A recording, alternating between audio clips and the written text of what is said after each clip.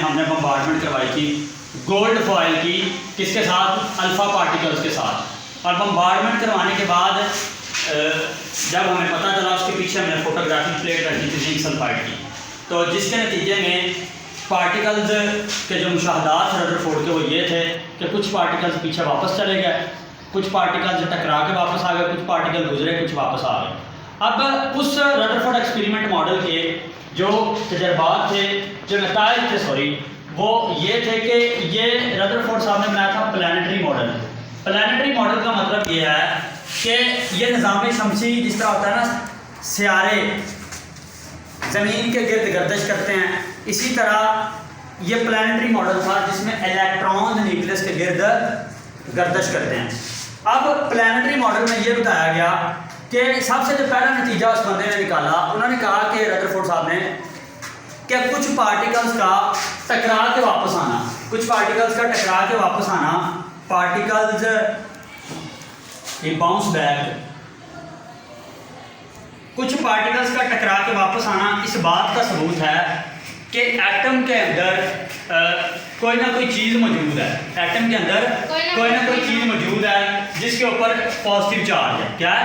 Positive charge है, जिसका नाम दिया गया न्यूक्लियस का। फिर रदरफोर्ड साहब ने दूसरा नतीजा ये निकाला कि एटम के न्यूक्लियस के अंदर या कुछ पार्टिकल्स का टकरा के आना इस बात का भी सबूत है कि जनाब पार्टिकल्स टकरा के वापस इसलिए आए कि एटम का ज़्यादातर हिस्सा खाली है। एटम का ज़्यादातर जो हिस्सा है एटम एम्प्टी। अब तीसरा नतीजा जिस बंदे ने निकाला वो ये निकाला कि पार्टिकल्स इसलिए भी टकरा के वापस आए कि जनाब पार्टिकल्स इसलिए टकरा के वापस आए कि जो एटम का जो हिस्सा है वो बहुत ज़्यादा डेंस है। Atom is dense and hard.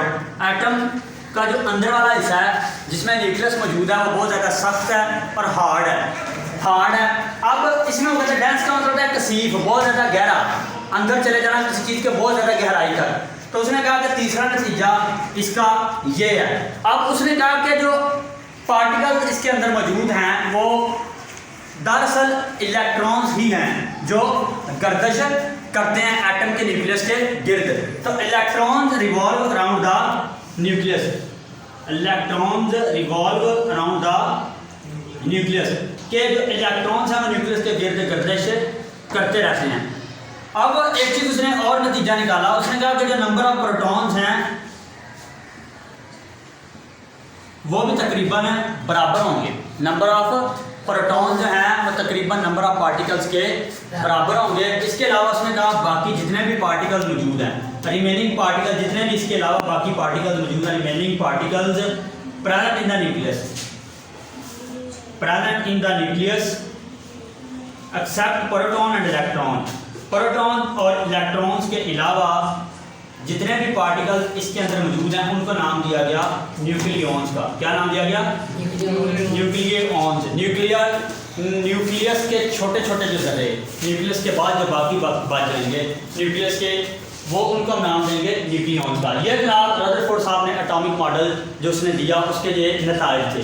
अब इस मुझे बताया कि इसमें हमारे पास जो डिफेक्ट है रदरफोर्ड एटॉमिक मॉडल के, ज़ाहिर सी बात कोई चीज़ होती है उसमें फ़ायदे भी होते हैं, उसमें नुकसान भी होते हैं। एक चीज़ में खूबियाँ भी हैं, एक चीज़ में खामियाँ भी हैं। अब साइंसदानों ने कहा कि इलेक्ट्रॉन जो हैं बेसिकली ये चार्ज पार्टिकल्स हैं जो एटम के न्यूक्लियस के अंदर मौजूद हैं। इलेक्ट्रॉन्स चार्ज पार्टिकल हैं। क्या है? चार्ज पार्टिकल है।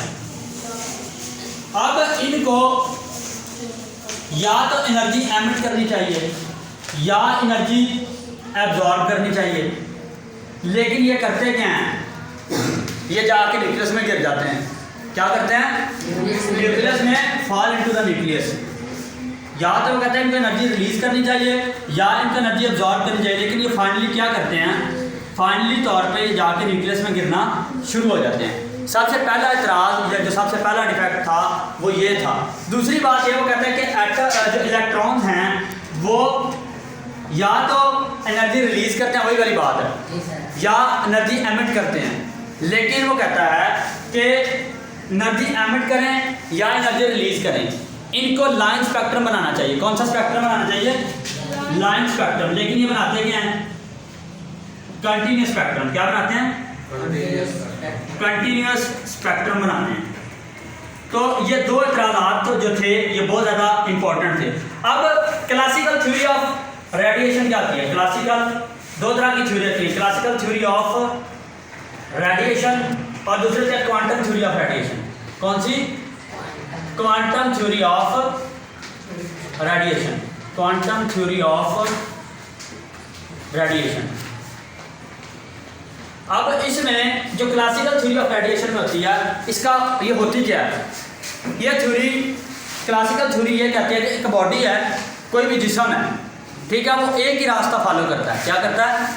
एक ही रास्ता फॉलो करता है और एक ही रास्ते को फॉलो करते हुए वो किसी अपनी मंजिल तक पहुंच जाता है। लेकिन जबकि जो क्वांटम थ्योरी ऑफ रेडिएशन है, इसके अंदर वो करता रास्ता एक ही फॉलो है, लेकिन उसकी डायरेक्शन डिफरेंट है। कभी इधर चला गया, कभी उधर चला गया, कभी दाएं तरफ, कभी बाएं तरफ, कभी ऊपर, कभी नीचे। तो क्लासिकल थ्योरी और क्वांटम थ्योरी ऑफ रेडिएशन में ये डिफरेंस है। अब इसमें वो कहता है कि ये दो तीन इतराज़ात थे रदरफोर्ड साहब के एटॉमिक मॉडल के बारे में, इन इतराज़ात को दूर करने की कोशिश की गई। इसमें वो कहता है कि हमारे पास जो लाइन स्पेक्ट्रम है ये कंटिन्यूस स्पेक्ट्रम है, ये इसको बनाना चाहिए लाइन स्पेक्ट्रम, लेकिन ये बनाता गया है कंटिन्यूस स्पेक्ट्रम।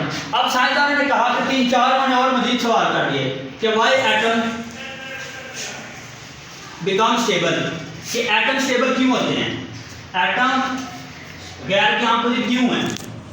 अब दूसरी चीज ये है कि दूसरा क्वेश्चन जो उन्होंने किया, उन्होंने कहा कि एटम आपस में कोलैप्स करते हैं। क्या करते हैं? वाई शुड एटम कोलैप्स, आपस में टकराते क्यों हैं। तीसरी चीज़ ये थी कि इन तमाम मफरूदात के, इन तमाम सवालों के जवाब साइंसदानों ने तलाश करना शुरू कर दिए। तीसरी चीज़ वही है कि लाइन स्पेक्ट्रम क्यों बनाना चाहिए, लेकिन ये क्या बनाता है? कंटिन्यूस स्पेक्ट्रम बनाता है। तो लिहाजा इन तमाम सवालों के जवाब देने से रदरफोर्ड साहब कासर थे, वो इन तमाम सवालों के जवाब जो थे वो नहीं दे सके। लिहाजा इसके जो रदरफोर्ड एटॉमिक मॉडल था इसको रिजेक्ट कर दिया गया, इसको रदरफोर्ड एटॉमिक मॉडल को नाकस करार दे दिया गया। ये आज का लेक्चर है, ये आप लोगों ने जनाब इसको करके